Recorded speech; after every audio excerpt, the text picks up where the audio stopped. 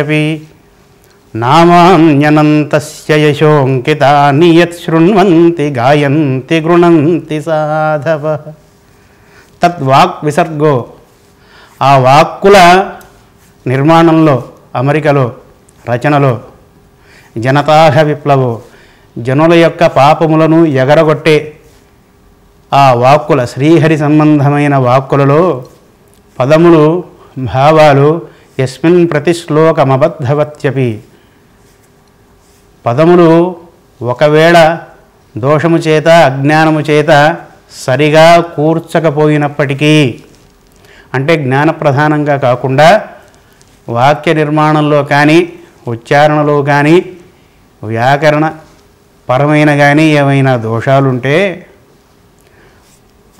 వాటిని గురించి బాధ చెందాల్సిన అవసరం లేదు. ఎందుకంటే శ్రీహరి కీర్తనను నిర్మలమైన మనస్సుతో చేయటమే ప్రధానం కనుక. కానీ దీనిని మనం దృష్టిలో పెట్టుకొని వచ్చిరాని వాక్యాలతో స్పష్టమైన ఉచ్చారణ లేకుండా స్వరజ్ఞానం లేకుండా మంత్రశ్లోకాలను మంత్రాలను ఎలా పడితే అలా ఎవరు పడితే వారు ఎప్పుడు పడితే అప్పుడు ఎక్కడ పడితే అక్కడ అనటం వల్ల వినటం వల్ల కనటం వల్ల పాపమే వస్తుంది. మహానుభావుడైన తిన్నడు తను తినే ఆహారాన్ని మాంసాన్ని నైవేద్యంగా పెట్టాడు. కానీ కైలాసనాథ శాస్త్రి ఉన్నాడు, ఆ శివాలయపు పూజారి. ఆయన మాంసం పెడితే శివుడు మూడో కన్ను తెరుస్తాడు. తిన్నడు అమాయకంతో అజ్ఞానంతో కేవలం భక్తి కలిగిన వాడై తను తినే ఆహారాన్ని తన దేవుడికి సమర్పించాడు. తను మాట్లాడే మాటతో తన దేవుడిని కొలుచుకున్నాడు. తను భావించే భావనతో ఆ దేవుడికి నైవేద్యం సమర్పించాడు. కానీ కైలాసనాథ శాస్త్రి తన జ్ఞానాన్ని వ్యర్థం చేసి తిన్నడిలాగా కాలితో శివుడి కన్ను తొక్కి పడితే తన కాలి కిందేసి నొక్కి పెడతాడు. ఈ మాట మనం ఎందుకు అనుకుంటున్నామంటే సంతకం చేయటం వచ్చిన వాళ్ళు వేలుముద్ర పెడితే అంగీకరించరు. అక్షర జ్ఞానం లేని వాళ్ళు వేలుముద్ర పెడితే చట్టమైనా అంగీకరిస్తుంది. కానీ సంతకం చేయడం వచ్చినవాడు సంతకమే చేయాలి. కనుక జ్ఞానాన్ని పొందే మార్గంలో ఉన్నవాళ్ళు, జ్ఞానాన్ని సముపార్జన చేయగలిగిన శక్తి ఉన్నవాళ్ళు, ఇతరత్రా తమ జ్ఞానాన్ని ప్రకటించగలిగే వాళ్ళు తమ మాట్లాడే వాటిలో, తమ చదివే వాటిలో, తమ పఠించే వాటిలో ముఖ్యంగా మంత్రశ్లోకాలు వీటి విషయంలో జాగరూకత వహించాలి. దేవేంద్రుణ్ణి సంహరించడం కోసం శక్తివంతుడైన కుమారుడు కావాలి అని వృత్రాసురుడి తండ్రి యజ్ఞం చేస్తూ ఉంటే ఆ ఋత్విక్కుల పొరపాటు ఉచ్చారణ ఫలితంగా స్వరం మారి ఇంద్రుణ్ణి సంహరించే కుమారుడి బదులుగా ఇంద్రుడి చేత సంహరింపబడే కుమారుడు కావాలి అనే అర్థం వచ్చి అలాంటి వాడే యజ్ఞకుండంలోంచి పుట్టుకొచ్చాడు. అంత ప్రయత్నం చేసినా ఇంద్రుడి చేతిలో సంహరింపబడ్డాడు. ఈనాడు సినిమా పాటల భక్తిలో పవిత్రమైన గాయత్రి మంత్రం వినిపిస్తున్నది, ఇతర మంత్రాలు వినిపిస్తున్నాయి, సుప్రభాతాలు వినిపిస్తున్నాయి. రాత్రిపూట 9:30 గంటలకు సుప్రభాతాలు వేసే దేవాలయాలు కొన్ని ఉన్నాయి. కనుకనే ఈరోజు ఎన్ని గుడులు కట్టినా, ఎన్ని ఉపన్యాసాలు విన్నా దేవాలయానికి వెళ్ళే వాళ్ళకంటే దేవాలయాల సంఖ్య ఎక్కువ ఉన్నది, వినేవాళ్ళ కంటే చెప్పేవాళ్ళ సంఖ్య ఎక్కువ ఉన్నది, చదివే వాళ్ళకంటే రచయితల సంఖ్య ఎక్కువ ఉంది. కానీ ఏదైనా చేయాల్సిన విధానంలో చేయకపోవడం వల్ల దోషం వస్తుంది. అసలు చేయకపోవటం మేలు, చేయాల్సిన పద్ధతిలో చేయకుండా ఉండటం కంటే. అవిధినాకృతం అకృతం అన్నారు పెద్దలు. అందుకనే పద్ధతి ప్రకారంగా చేయనిది అసలు చేయనట్టే లెక్క అని. కనుక భక్తి ఉంటే చాలు, నేను పుట్టగానే భక్తుణ్ణి అని మన ఇష్టం వచ్చిన పద్ధతిలో మంత్రాలను, మంత్రశ్లోకాలను, కీర్తనలను మహానుభావులైన పూర్వీకులు త్యాగరాజు వారి కీర్తనలకు, రామదాసు వారి కీర్తనలకు కూడా దురదృష్టవశాత్తు రక్షణ లేకుండా పోయింది. మనం ఇష్టం వచ్చిన ట్యూన్లు బాణీలతో ఆ కీర్తనలు కూడా మనం ప్రక్కదారి పట్టించగలం. కనుక అపశబ్దంబులగూడియున్ హరిచరిత్రాలాపముల్ సర్వపాప పరిత్యాగము సేయుగావును హరిన్ భావింపుసున్ పాడుసున్ జపముల్ సేయుచు వీణులను వినుసు అశ్రాంతంబు కీర్తింపుసున్ తపసులు సాధులు ధన్యులవుదురు కదా అనేది కేవలం భక్తికి అన్వయించుకొని భక్తి మార్గంలో మనం వెళ్ళటం వల్ల ముక్తిని పొందగలుగుతాం. ఈ ఉపదేశం చేసి నారద మహర్షి వెళ్ళిపోయాడు. ఎంతటి మహానుభావుడు నారద మహర్షి! నారద మహర్షి ప్రసక్తి లేకుండా, నారద మహర్షి ఉపదేశం లేకుండా, నారద మహర్షి మార్గదర్శకత్వం లేకుండా ఏ మహానుభావుడు, ఏ పురాణ పురుషుడు కూడా, ఏ భక్తుడు కూడా తన గమ్యాన్ని చేరుకోలేదు. ఒక బందిపోటు దొంగను తన బోధతో మార్చి మహారామాయణ కావ్యాన్ని రచింపజేశాడు వాల్మీకి సలహా ఇచ్చి. మనోవైక్లభ్యంతో బాధపడుతున్న వేదవ్యాసుని వంటి వారికి గురువై ఉపదేశింపగలిగిన వాడై మహాభాగవత కథను ఆవిష్కరించడంలో సహాయపడ్డాడు. ఒక ప్రహ్లాదుణ్ణి తల్లి గర్భంలో ఉన్నప్పుడే మహా గురువై బోధ చేసి భాగవతోత్తమునిగా ప్రహ్లాదుడు కీర్తింపబడడానికి కారణమయ్యాడు. ఒక ధ్రువుడు తన తండ్రి చేత నిరాకరింపబడిన వాడై అలమటిస్తూ ఉంటే బోధ చేసి మంత్రాన్ని ఉపదేశించి సాక్షాత్తు శ్రీమన్నారాయణుని సాక్షాత్కారానికి నోచుకునే అదృష్టాన్ని పట్టించాడు. కానీ ఆ నారద మహర్షినే ఒక విదూషకునిగా చాలా దురదృష్టకరమైన పరిస్థితుల్లో చూసే భాగ్యానికి ఈనాడు మనం నోచుకుంటున్నాం. ఎవరు ఎంత చేసుకుంటే వారికి అంతే. మనకు చాలా ఓర్పు, చాలా ఔదార్యం ఎక్కువ కదా. రామాయణాన్ని తిట్టినా మనం సహిస్తాము, భారతాన్ని తిట్టినా సహిస్తాము, నారద మహర్షి చేత బఫూన్లాగా పలికించినా మనం సహిస్తాం. కనుకనే ఈనాడు సమాజంలో ముఖ్యంగా సంప్రదాయ మార్గంలో అనేకమైన వైక్లభ్యాలు చోటు చేసుకొని మానసికమైన, ఆరోగ్యపరమైన, ఆర్థికపరమైన, సామాజికపరమైన రుగ్మతలు సమాజంలో పెచ్చరిల్లుతున్నాయి. ఇదే కారణం. నారద మహర్షి అంతర్ధానుడై వెళ్ళిపోయిన తరువాత ఆయన ఉపదేశాన్ని అనుసరించి వ్యాస మహర్షి ధ్యానంలో జగన్నాథుణ్ణి సాక్షాత్కరించుకొని ఆయన ఆశీస్సులు అందుకొని మహాభాగవత కథనం చేయటం మొదలుపెట్టాడు. ఇక్కడ మనం ఒక చిన్న విషయాన్ని చర్చించుకోవాలి.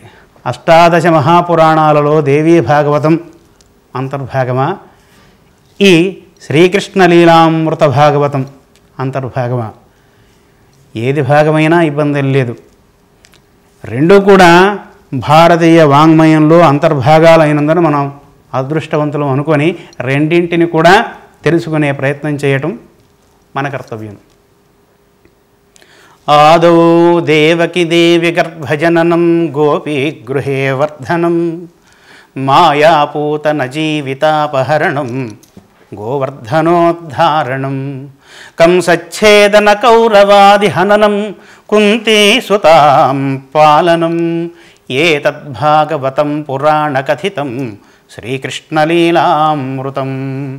ఆదౌ దేవకీదేవి గర్భజననం, ముందుగా దేవకీదేవి గర్భంలో వసించి ఆమెకు పుత్రుడై నందగోకులాన్ని చేరుకొని గోపీగృహంలో వర్ధనుడై మాయాపూతనను సంహరించి కంసుణ్ణి వధించి గోవర్ధనము నెత్తిన తరువాత కంసుణ్ణి వధించి కుంతీసుతులైన పాండవులను పరిరక్షించి సకల జగములను రక్షించిన మహానుభావుని యొక్క లీలల వర్ణనమే శ్రీకృష్ణ లీలామృత భాగవతం. భక్తుల గాథలను తెలిపే ఈ భాగవతంలో భక్తులలో అగ్రగణ్యుడైన ప్రహ్లాదుని ఘట్టము మహామోక్షప్రదాయకం, ముక్తిప్రదాయకం, సత్శీలప్రదాయకం. ఈనాడు యువతకు ముఖ్యంగా దాని అవసరం ఉంది కనుక మన మహనీయుల కార్యక్రమంలో భాగంగా ప్రహ్లాదుని వృత్తాంతాన్ని మనం తెలుసుకుంటున్న క్రమంలో వృద్ధులను వినయంగా దరిచేరి సంభాషించేవాడు, పరాయి స్త్రీలు కనబడితే తల్లిలాగా భావించేవాడు అని ప్రహ్లాదుని యొక్క గుణగణాలను సాక్షాత్తు నారద మహర్షి ధర్మరాజుకు వివరిస్తూ ఉన్నాడు. ఆకారజన్మ విద్యార్థ వరిష్ఠుడై గర్వ సంస్తంభ సంగతుడుగాడు వివిధ మహానేక విషయ సంపన్నుడై పంచేంద్రియములచే పట్టువడడు భవ్యవయో బల ప్రాభవోపేతుడై కామరోషాదిభ్య భోగాదుల గ్రంథుకొనడు కామినీ ప్రముఖ భోగములెన్నిగల్గిన వ్యసన సంసక్తి నా వంకబోడు విశ్వమందు కన్న విన్న అర్థములందు వస్తు దృష్టి చేసి వాంఛయిడడు ధరణినాథ దైత్యదనయుండు హరిపరతంత్రుడై హతాన్యతంత్రుడగుచు ఆకారంలో, జన్మలో, విద్యలో, జ్ఞానంలో ఉత్తమమైన స్థానంలో ఉన్నప్పటికీ, మహా అందగాడైనప్పటికీ, సకల ప్రపంచాన్ని తన పాదాక్రాంతం చేసి ఉన్న హిరణ్యకశిపుని కుమారుడైనప్పటికీ, సాక్షాత్తు శ్రీహరిదాసుడై సమస్త విజ్ఞానాన్ని తన సద్గురువైన నారద మహర్షి ద్వారా తల్లి గర్భంలో ఉన్నప్పుడే అందిపుచ్చుకున్నవాడైనప్పటికీ కించిత్తు గర్వం లేనివాడు, వివిధ మహానేక విషయ సంపన్నుడై ఆయన కావాలనుకుంటే చేతి కొసలద్వద్దనే ఎన్నో సమస్తమైన భోగాలున్నాయి, ఎన్నడూ కూడా వాటి జోలికి వెళ్ళలేదయ్యా. వయస్సు, సంపద, అధికారం వీటిలో ఏ ఒక్కటి ఉన్నా ప్రమాదమే. ఈ మూడు ఒక దగ్గర ఉంటే మరీ ప్రమాదం, ఈ మూడింటిని తట్టుకోవటం ఇంకా ప్రమాదం. ఈ మూడు తన చేతి యందు ఉన్నప్పటికీ ఆసక్తి చేత వ్యసనపరుడై విషయవాంఛల జోలికి ఎన్నడూ వెళ్ళలే. వ్యసనంతోటి వెళ్ళలేదంటానికి ఇందులో ఒక చమత్కారం ఉంది. గృహస్థ జీవితం గడిపిన వాడే ప్రహ్లాదుడు. మామూలు గృహస్థులకు కూడా ఒక సూచన చేస్తున్నాడు నారద మహర్షి. తన భార్యతోనైనా సంసార సుఖాన్ని చనిపోయే చివరిదాకా అనుభవించడం కాదు, తన భార్యతో కూడా నియమమైన కాలంలో దైవధ్యానం కూడా తన జీవితంలో ఒక భాగంగా ఉంటుంది. కాబట్టి గృహస్థుకు సంబంధించిన ఇతర బాధ్యతలను నిర్వర్తిస్తూ కేవలము శరీరానికి కావలసిన ఇంధనాన్ని తగినంత మేరకు ఆపరంగా అందించడం కోసమే తప్ప అసలు భారతీయుల విధానంలో సత్సంతానం కలగటం కోసం మాత్రమే సంసార సుఖం. ఎందుకంటే మానవ చరిత్ర ముందుకు నడవాలి కనుక సమాజంలో మహానుభావులైన యోగులు, మునులు, త్యాగులు, విరక్తులు, జ్ఞానులు, వేదాంతులు, దాంతులు, శాంతులు వీరందరికీ సేవ చేయటానికి గృహస్థాశ్రమం కావాలి కనుక గృహస్థాశ్రమంలో ఉంటూ భావితరాల వాళ్లకు సంతానాన్ని అందించడం కోసం మాత్రమే భారతీయుడు వివాహం చేసుకొని సంసార సుఖాన్ని అనుభవించాలని మన పెద్దలు చెప్పారు. కనుక అదే క్రమంలో ఉన్నవాడు కానీ అదే వ్యసనంగా భార్యల వంటపడి తిరిగినవాడు కూడా కాదు. అది చెప్పడం కోసం ఈ పదం వాడాడు పోతన మహానుభావుడు. అంతేకాదు నిరంతరము శ్రీహరినామ ధ్యానంలో ఎలా ఉన్నాడో అది కూడా చెప్తున్నాడు. ప్రహ్లాదుని వంటి భక్తుడు, నారదుని వంటి గురువు, వ్యాస మహర్షి వంటి జ్ఞాని అయిన గ్రంథకర్త దొరకటం వలన మహాభాగవతం అనే మహత్తర గ్రంథము సర్వులకు పఠనయోగ్యం, శ్రవణయోగ్యం. మహాభాగవతానికి భారతీయ అన్ని భాషలలోకి అనువాదాలు వెలువడ్డాయి. కానీ ఆంధ్రుల పురాకృత సుకృత కారణంగా బమ్మెర పోతననే మహానుభావుడు భాగవతాన్ని అందించాలని రాసిపెట్టి ఉన్నది లలాట లిఖితం, విధి లిఖితం. సమస్త ఆంధ్రుల అదృష్టం కనుక నన్నయ్య, తిక్కన, ఎర్న ఇట్లాంటి మహానుభావులు భాగవతం జోలికి వెళ్ళలే. అది ఆయనకు కోసం మాత్రమే సృష్టికర్త అలా ఉంచాడు. దాన్నే మహానుభావుడైన పోతన చెప్పుకున్నాడు ఒక దగ్గర అవతారికలు ఎంత వినయంగా. ఓ నరన్ నన్నయ్య తిక్కనాది కవులీయుర్విన్ పురాణావళుల్ తెనుగున్ సేయుచు మత్పురాకృత శుభాధిక్యంబు తానెట్టిదో తెనుగున్ సేయరు మున్ను భాగవతమున్ దేనిన్ తెనింగించి నా జననంబు సఫలంబు చేసెద పునర్జన్మంబు లేకుండగన్. నాకు మాత్రమే శక్తి సామర్థ్యాలు, దక్షత్వం ఉన్నాయి కనుక నేను చేస్తున్నాను అనలే. చూడండి ఎంత వినయమో.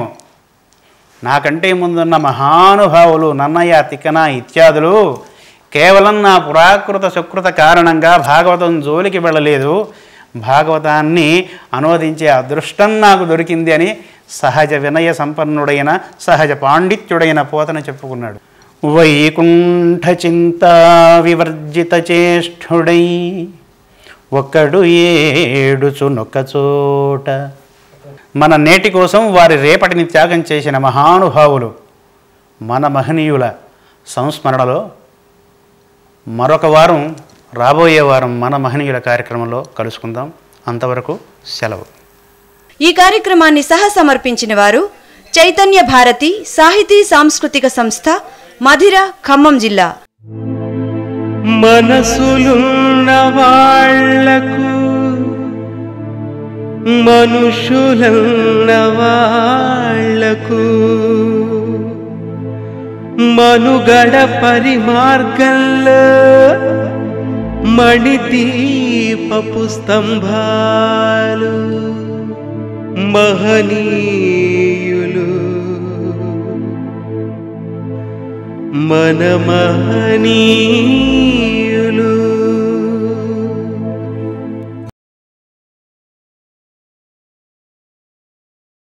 ఈ కార్యక్రమాన్ని సమర్పిస్తున్న వారు చైతన్య భారతి సాహితీ సాంస్కృతిక సంస్థ, మధిర, ఖమ్మం జిల్లా.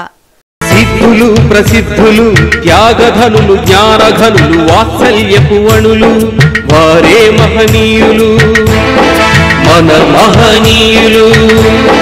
మత్సరమే రాని వాళ్ళు, మరణం వేలేని వాళ్ళు, మమతలకు వెలలు వారే మహనీయులు మన మహనీయులు. సాటి మనిషి సౌఖ్యం కై సర్వస్వం బలి చేసిన సత్వశక్తియుతులు వారే మహనీయులు మన మహనీయులు మన మహనీయులు. భారతీయ ఆధ్యాత్మిక, తాత్విక, వేదాంత, సంగీత, సాహిత్య, శాస్త్ర, వైజ్ఞానిక రంగాలలో, సామాజిక సేవలో, దేశ స్వాతంత్ర సమర రంగంలో తమ సర్వస్వాన్ని పణంగా పెట్టి తమ తమ రంగాలలో సాటి మానవుల శ్రేయస్సు కోసం, సమస్త విశ్వశాంతి, సౌభ్రాతృత్వ సమానత్వాల కోసం, దేశమాత దాస్య విముక్తి కోసం యజ్ఞం సలిపిన మహర్షులు, ఋషితుల్యులు ఎందరో మహానుభావులు. వేదవ్యాసుడు, ఆదిశంకరుడు మొదలుకొని కాళిదాస భాసులు, రామకృష్ణ పరమహంస, వివేకానంద సహా ఆజాద్, సుభాష్ చంద్రబోస్ ప్రభృతులు. భారతీయ ఆధ్యాత్మిక వాంగ్మయ నేపథ్యంలో మహానుభావుల ఘనతను తెలియజేసే కార్యక్రమం, అన్ని వయసుల వారికి అవసరమైన జ్ఞానాన్ని, విజ్ఞానాన్ని పెంచే పంచే కార్యక్రమం మన మహనీయులు. శ్రీ గణేశాయ నమః, దినేశాయ నమః, వన్హయే నమః. ఓం నమః శివాయ. శ్రీమాత్రే నమః. శ్రీకృష్ణ పరబ్రహ్మణే నమః. భావితరాల వారి భవిష్యత్తు కోసం, సాటి మానవుల కోసం తమ సర్వస్వాన్ని త్యాగం చేసి మన నేటి కోసం వారి రేపటిని త్యాగం చేసిన మహానుభావులు మన మహనీయుల విశేషాలను తెలియజేసే ఐహిక, ఆముష్మిక జ్ఞానాన్ని ప్రసాదించే మన మహనీయుల కార్యక్రమానికి రసజ్ఞులైన భక్తి టీవీ ప్రేక్షకులకు స్వాగతం. మిత్రులకు ఇచ్చిన మాటకు కట్టుబడి అమూల్యమైన ప్రాణాలను కోల్పోయిన అస్ఫాఫుల్లా ఖాన్ 1927వ సంవత్సరం ఆగస్టు 19వ తేదీన ఉరితీయబడ్డాడు. భారత స్వాతంత్ర్య ఉద్యమ చరిత్రలో సువర్ణాక్షరాలతో లిఖింపదగ్గ ఘట్టము. భారత యువ కిషోరాల ఉద్వేగాన్ని, ఆవేశాన్ని, శక్తియుక్తులను, ప్రణాళిక శక్తిని తెలియజేసే ఉదంతం కాకోరి రైలు దుర్ఘటన. రైలు దుర్ఘటన అది భారతీయులకు కాదు, ఆంగ్లేయులకు. వేదవ్యాసుల వారికి, శుకమహర్షికి, శ్రీకృష్ణ పరమాత్ముడికి, భీష్ముడికి, అర్జునుడికి, కర్ణుడికి, సూతుడికి, ఖుదీరాం బోస్కి, అస్ఫాఫుల్లా ఖాన్కి ఏమిటి సంబంధం అని మనం అనుకుంటే చాలా తప్పు చేసిన వాళ్ళు అవుతాం. భారతీయుల పునాది ఆధ్యాత్మిక పునాది. ఏ రంగంలో భారతీయులు ఎదుగుదలకు కారణం వెతకినా ఆధ్యాత్మిక పునాదియే మనకు కనిపిస్తుంది. భారత స్వాతంత్ర్య ఉద్యమ చరిత్రలో భగవద్భక్తులైన అనేకులు పాల్గొని తమ ప్రతిభా పాటవాలతో సాటివారిలో స్ఫూర్తిని రగిల్చి తము అజరామరులైనారు. అల్లూరి సీతారామరాజు ఆంధ్రుల ఆరాధ్య దైవము, భవానీదాసుడు, అలాగే వాసుదేవ బలవంత ఫడ్కే దత్తాత్రేయ ఉపాసకుడు, స్వామి వివేకానంద సరేసరి ఆయన ప్రత్యక్షంగా స్వాతంత్ర్య ఉద్యమంలో పాల్గొనకున్న సోదరి నివేదిత లాంటి ఆయన శిష్యురాణులు, ఇతరులు స్వాతంత్ర్య ఉద్యమ రంగంలో ఆయన ఆధ్యాత్మిక జీవనపు స్ఫూర్తితోనే వెలుగొందారు. సుభాష్ చంద్రబోసు లాంటి వారు కూడా స్వామి వివేకానందను స్ఫూర్తిగా తీసుకొని ఆధ్యాత్మిక భావపు ఔన్నత్యపుతోనే సామాజిక మేళవింపును చేసి భారత స్వాతంత్ర్య రంగంలో తమ బలిదానాన్ని చేశారు. కనుక మన పూర్వాన్ని తెలుసుకుంటే తప్ప, మన నిన్నటిని తెలుసుకుంటే తప్ప ఈనాడు మనం ఎక్కడున్నామో మనకు తెలియదు. ఈనాడు మనం ఎక్కడున్నామో తెలుసుకుంటే తప్ప రేపు ఎక్కడికి చేరుకుంటామో నిర్ణయం చేసుకోలేము. కనుక ఈనాడు నిన్నటికి రేపటికి వారధి, నిన్న రేపటికి పునాది. నిన్నటి తరంలో తమ ఆధ్యాత్మిక సంపత్తితో, తమ శీల సంపత్తితో ఈ జాతిని ప్రపంచానికి నాయకత్వాన్ని వహింపజేసే జాతిగా తీర్చిదిద్దిన మహనీయుల చరిత్రలను తెలుసుకుంటే, నిన్నటి జీవితంలో తమ ప్రాణాలను బలిదానం చేసి స్వాతంత్ర్య ఉద్యమ రంగంలో ఎర్ర గులాబీలై విరిసిన మహానుభావుల చరిత్రల నుంచి స్ఫూర్తి పొందితే తప్ప ఈనాడు యువతరం భవిష్యత్తును నిర్దేశింపజాలదు. భావి భవిష్యత్తు భారతదేశానికి ఉజ్వలంగా ఉండేట్లుగా కార్యాచరణ ప్రణాళిక రూపొందింపజాలదు. కనుకనే నిన్నటికి రేపటికి పునాదిగా, వారధిగా ఈ కార్యక్రమాన్ని భక్తి టీవీ వారు మనకు అందిస్తున్నారు. అస్ఫాఫుల్లా ఖాన్, రాంప్రసాద్ బిస్మిల్, లాహిరి ఇత్యాదులు ఇంతకుముందు మనం చెప్పుకున్న కాకోరి రైలు దుర్ఘటనలో పాత్రను వహించి ఆంగ్లేయులకు పట్టుబడి తమ ప్రాణాలను కోల్పోయారు. భారత స్వాతంత్ర్య ఉద్యమ చరిత్రలో 1925వ సంవత్సరం ఒక మరపురాని సంఘటన. 1921 సంవత్సరంలో సహాయ నిరాకరణ ఉద్యమం మొదలై 22లో చౌరీ చౌరా దుర్ఘటనతో మహాత్మా గాంధీ సహాయ నిరాకరణ ఉద్యమాన్ని వాయిదా వేస్తే చాలామంది యువకులు నిరాశ నిస్పృహలతో స్వాతంత్ర్య ఉద్యమము తీవ్రంగా మంచి వేగంతో నడుస్తూ ఉన్నప్పుడు ఈ ఉద్యమానికి స్వస్తి పలకటం తమకు నిరాశ మిగిల్చిందని వాపోయి తత్ఫలితంగా అనేకములైన తీవ్రవాద సంస్థలు, అనుశీలన సమితి, జుగాంతర్ ఇలాంటివి సంస్థలు పుట్టుకు వచ్చి ఆ సంస్థలలో ఎవరికి వాళ్ళుగా పనిచేస్తున్న వారందరూ ఒక దగ్గర సమావేశమై తమకు నిధుల సమీకరణ అత్యంత ఆవశ్యకము అని తెలుసుకున్న వాళ్ళై రాంప్రసాద్ బిస్మిల్ అనే ఒక మహానుభావుడు, పోరాట యోధుడి నాయకత్వంలో సమావేశమై ప్రభుత్వ ఖజానాను మోసుకొని వెళ్తున్న రైలును దోచుకోవాలని ప్రణాళిక వేశారు. పటిష్టమైన సైన్యము, ఆయుధ సంపత్తి కలిగిన ఆంగ్లేయ ప్రభుత్వానికి సంబంధించిన ఖజానాను దోచుకొని తద్వారా ఆయుధ సంపత్తిని, మందుగుండు సామాగ్రిని, తుపాకులు ఇత్యాదులు సమృద్ధంగా సంపాదించుకొని స్వాతంత్ర్య పోరాటాన్ని కొనసాగించాలని నిశ్చయించుకొని సమావేశం ఏర్పాటు చేస్తే ఇదంతా కూడా మిత్రుడి రూపంలో శత్రుడు అనే దాని గురించి చర్చించుకుంటున్నాం మనం. అస్ఫాకుల్లా ఖాన్ పుట్టుకతో ముస్లిం సోదరుడైనప్పటికీ ఆ సమావేశంలో తీసుకున్న నిర్ణయానికి అతనొక్కడే వ్యతిరేకత తెలియజెప్పాడు. నడిచే రైలును ఆపి మనం దోచుకోవటం ప్రమాదంతో కూడుకున్నదే, దాన్ని మనం సాధించినా పట్టుబడక తప్పదు, మన పోరాట ఉద్యమము దెబ్బతినే అవకాశం ఉంటుంది అని తన అభిప్రాయాన్ని చెప్పాడు. కానీ ఆ సమావేశంలో పాల్గొన్న ఇందాక మనం చెప్పుకున్న మహానుభావులైన యోధులు చంద్రశేఖర్ ఆజాద్, లాహిరి, రాంప్రసాద్ బిస్మిల్ ఇత్యాదులందరూ కూడా ధనం సమీకరించుకోవడం కోసం రైలును దోచుకోవాలి అని నిర్ణయించుకున్నారు. 1925వ సంవత్సరం ఆగస్టు 8న జరిగిన ఉదంతం ఇది. రైలులోకి ఎక్కిన వాళ్ళందరూ ఇద్దరు ఇంజన్లోకి వెళ్ళి గార్డును బెదిరించి రైలును ఆపుచేసి ఖజానాను మోసుకు వెళ్తున్న ట్రంకు పెట్టెలను పట్టాల పక్కన పరిచి రైలులో వాళ్ళందరినీ తలలు బయటికి పెట్టవద్దు, బయటికి రావద్దు అని హెచ్చరించారు. ముందే అనుకున్నారు ఏ ఒక్క ప్రాణం కూడా పోకుండా హింస లేకుండా ఈ కార్యక్రమాన్ని, ఎందుకంటే హింసలో మన భారతీయుల ప్రాణాలు పోగొట్టడం మన ఉద్దేశం కాదు అని అనుకొని చేశారు. కానీ ఒక చిన్న విషాదం చోటు చేసుకుంది. ఆనాడు కూడా ఇప్పటిలాగానే ప్రత్యేకమైన తరగతులు గదుల కంపార్ట్మెంట్లు ఉండేవి. స్త్రీలకు ప్రత్యేకంగా, పురుషులకు ప్రత్యేకంగా, యూరోపియన్లకు ప్రత్యేకంగా. స్త్రీల పెట్టెలో కొత్తగా పెళ్లి చేసుకొని అత్తవారింటికి కాపురానికి వెళుతున్న ఒక మహిళ ఉంది. ఆ అమ్మాయి భర్త అతను వేరొక వెనుక పెట్టెలో ఉన్నాడు.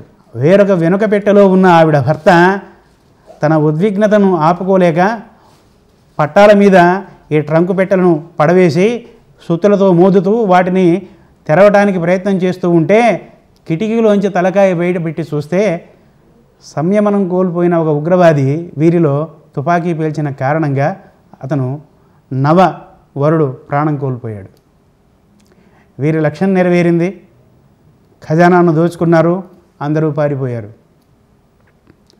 అష్ఫాకుల్లా ఖాన్ పారిపోయి బీహార్లో ఒక మిల్లులో కొంతకాలం పనిచేస్తూ అక్కడ నుండి విదేశాలకు కూడా వెళ్ళి ఉన్నత విద్యను కూడా వీలైతే అభ్యసించి తిరిగి వచ్చి తన విద్యతో, తన సంపాదనతో స్వాతంత్ర్య ఉద్యమంలో చురుగ్గా మరలా పాల్గొనడం కోసము ప్రయత్నాలు చేస్తున్న కాలంలో అతని పుట్టిన స్థలంలో చిన్ననాటి మిత్రుడు, పాఠశాలలో అతనితో చదువుకున్న ఒక మిత్రుడు గెలిచాడు యాదృచ్ఛికంగా. చాలా కాలం తర్వాత కలిసిన సంతోషంలో ఇద్దరు సమయాన్ని పంచుకొని ఆ మిత్రుడి ఇంటనే భోంచేసిన తరువాత అష్ఫాకుల్లా ఖాన్ తన విడిదికి తను వచ్చాడు. నిద్రపోయాడు. మర్నాడు ప్రొద్దున్నే ప్రయాణం, విదేశాలకు వెళ్ళిపోవాలి. అర్ధరాత్రి తలుపు మోగింది.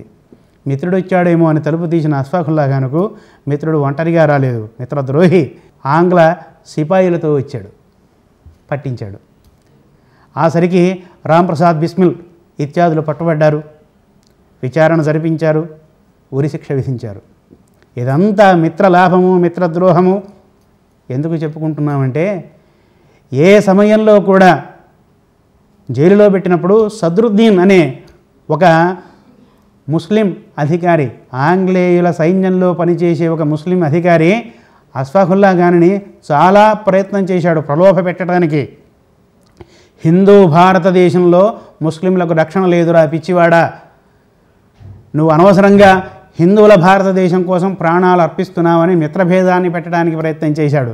కానీ ఈనాడు కూడా అందరూ గుర్తుంచుకొనవలసిన సమాధానం చెప్పాడు. ప్రపంచంలో ఏ జాతి వాళ్ళకైనా, ఏ మతం వాళ్ళకైనా, ఏ ధర్మానికి చెందిన వాళ్ళకైనా సురక్షిత స్థలం భారతదేశం తప్ప వేరేది ఏదీ లేదు అని చెప్పాడు. ఆంగ్లేయుల సామ్రాజ్యంలో ఉండే ముస్లిం సోదరుల కంటే భారత సామ్రాజ్యంలో ఉండే ముస్లిం సోదరుల ప్రాణాలకు, మానాలకు రక్షణ ఉంది అని చెప్పాడు. చెప్పి సదరుద్దీన్ సాబ్ ఇక నన్ను మార్చడానికి ప్రయత్నం చేయకండి అన్నాడు. అది మిత్రుడి లక్షణం. ఏ మాత్రము మిత్రధర్మాన్ని కర్ణుడు పాటించి ఉంటే కర్ణుడు కథానాయకుడై ఉండేవాడు. కానీ కాలేదు కనుక ప్రతినాయకుడే తప్ప కథానాయకుడు కాడు. 1929 అమరవీరుల బలిదానం జరిగిన తరువాత రాంప్రసాద్ బిస్మిల్ జైల్లో రాసుకున్న ఆత్మకథ పుస్తకం ప్రపంచానికి లభ్యమైంది. రాంప్రసాద్ బిస్మిల్ మిత్రధర్మాన్ని పొగడుతూ, అష్ఫాకుల్లా ఖాన్ని పొడుగుతూ అనేక కవితలు రాశాడు. ఇవన్నీ కూడా ఈనాటి యువకులకు తెలియజెప్పడంలోని ఉద్దేశము అమూల్యమైన ప్రాణాలను క్రితం తరం వాళ్ళు బలిదానం చేసి మన కోసం వారు అమరులైతే మనం ఇటుపోతున్నాం. భక్తి టీవీ ప్రేక్షకులకు సవినయంగా విజ్ఞప్తి చేస్తున్నాను. అమ్మలారా, మీరు చూడండి, మీ పిల్లవాళ్ళకు తప్పనిసరిగా చూపించండి. నిన్నటి రోజు జరిగిన రక్తసిక్తమైన భారతమాత చరిత్రను ఈనాటి తరాల వాళ్లకు తెలియజెప్తే తప్ప తమ ఔన్నత్యాన్ని, తమ కోల్పోయిన సంపదను, తాము ఎంత ఎత్తుకు ఎదగగలము, తమ వారసత్వ సంపద ఏమిటి అనేది ఈనాటి తరాల వాళ్లకు తెలిసే అవకాశం లేదు. కనుక మీరు చూడండి, మీ పిల్లవాళ్లకు చూపించండి.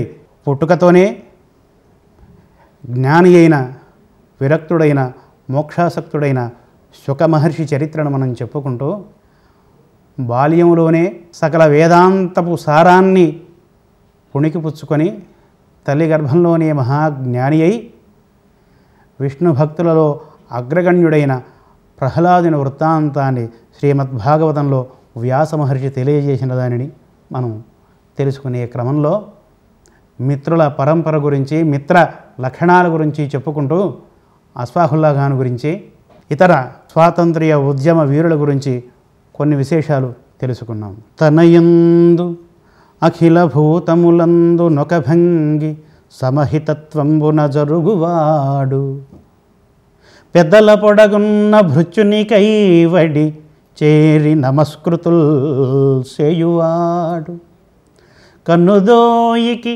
అన్యకాంతలడ్డంబైన మాతృభావము చేసి మరలువాడు, తల్లిదండ్రుల భంగి ధర్మవత్సలతను దీనులగావ చింతించువాడు, సములయడ సోదర స్థితి జరుపువాడు, దైవతములంచు గురువుల తలచువాడు, లీలలందును బొంకులు లేనివాడు, లలిత మర్యాదుడైన ప్రహ్లాదుడధిపా.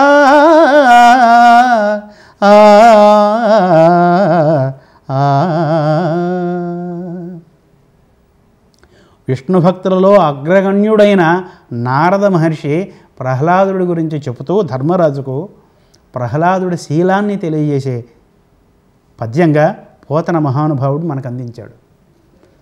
తనయందు అఖిలభూతములందు నొకభంగి సమహితత్వంబున జరుగువాడు.